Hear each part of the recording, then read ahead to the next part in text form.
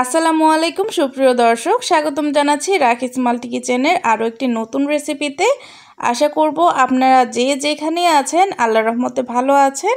আমিও আলহামদুলিল্লাহ ভালোই আছি। আজকে চলে এসেছি খুব সহজভাবে এবং ঘরে থাকা 2-3টি উপকরণ দিয়ে ছোটদের তো খুবই পছন্দের চকলেট বিস্কিটের রেসিপি নিয়ে।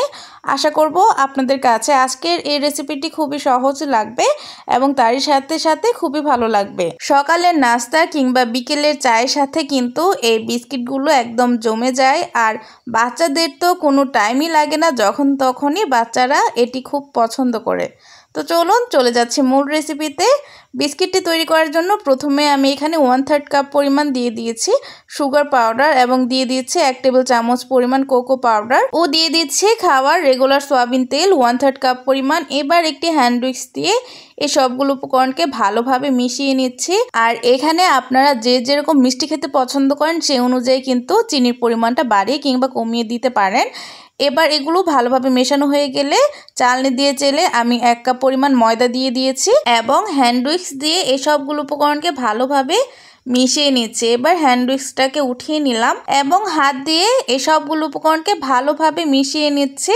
সবগুলো উপকরণ ভালোভাবে মেশানো হয়ে গেলে এখানে আমি দিয়ে দিচ্ছি 2 টেবিল চামচ পরিমাণ লিকুইড দুধ। আর এখানে কিন্তু দুধটা আমি নর্মাল টেম্পারেচারে রেখেছিলাম।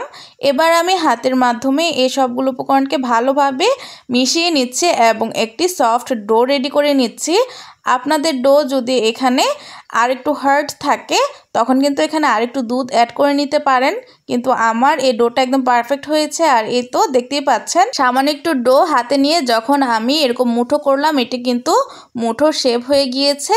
এবার আমি ডোটাকে একটি গোল বলের শেপ দিয়ে দিলাম এবং হাতটাকে ভালোভাবে ধুয়ে এবার আমি এই ডো থেকে আমি যেরকম বিস্কিট বানাবো সেরকম বিস্কিটের শেপ দিয়ে দিব। আপনারা আপনাদের পছন্দ অনুযায়ী যে কোনো শেপ দিয়ে বিস্কিটগুলোর শেপ দিয়ে দিতে পারেন। আজকে আমি আমার বিস্কিটগুলোকে গোল শেপ করে দিব। তার জন্য প্রথমে কিছুটা ডো হাতে নিয়ে নিয়েছিলাম এবং 2 হাতের তালুতে ঘুরিয়ে ঘুরিয়ে নিয়ে 2 হাতের সাহায্যে কিছুটা চাপ দিয়ে চ্যাপটা করে নিলেই কিন্তু এরকম সুন্দর গোল বিস্কিটের শেপ হয়ে যায়। আর এই তো দেখতেই পাচ্ছেন আমি সবগুলো বিস্কিটের শেপ দিয়ে দিয়েছি। এবার এখানে আমি কিছু বাদাম কুচি করে নিয়েছি, এটাকে দিয়ে আমি আমার বিস্কিটগুলোকে ডেকোরেট করে নিব। এখানে আমি উপর থেকে কিছু বাদাম দিয়ে দিচ্ছি এবং এর গায়ে চেপে চেপে লাগিয়ে নিচ্ছি বাদামগুলোকে। আপনারা যে কোনো জিনিস দিয়ে আপনারা এখানে আপনাদের বিস্কিটগুলোকে আপনাদের পছন্দ অনুযায়ী সাজিয়ে নেবেন। এবার আমি এগুলোকে বেক করতে নিয়ে যাব। তার জন্য চুলায় 5 মিনিট লো হিটে একটি হাঁড়িকে প্রিহিট করে নিয়েছি এবং এর মধ্যে আমি বিস্কিটের ট্রেটাকে দিয়ে দিচ্ছি। আর বিস্কিটের শেপগুলোকে ট্রেতে রাখার আগে আমি ট্রেতে কিন্তু ভালোভাবে অয়েল ব্রাশ করে নিয়েছিলাম। এবার হাঁড়ির ঢাকনাটাকে দিয়ে এই বিস্কিটগুলোকে আমি বেক করব 25 থেকে 30 মিনিটের জন্য।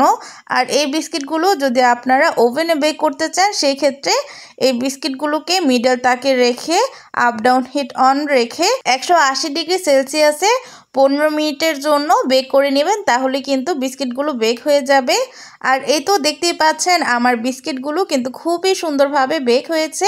গরম অবস্থায় বিস্কিটগুলো কিছুটা নরম থাকে, তার জন্য ঠান্ডা হলে তারপর বিস্কিটগুলোকে ডিমোল্ড করবেন, তখন কিন্তু খুব পারফেক্টলি বিস্কিটগুলো বের হয়ে যাবে। আর এই তো দেখতেই পাচ্ছেন আমার বিস্কিটগুলো কিন্তু নিচ থেকেও খুবই সুন্দরভাবে বেক হয়েছে।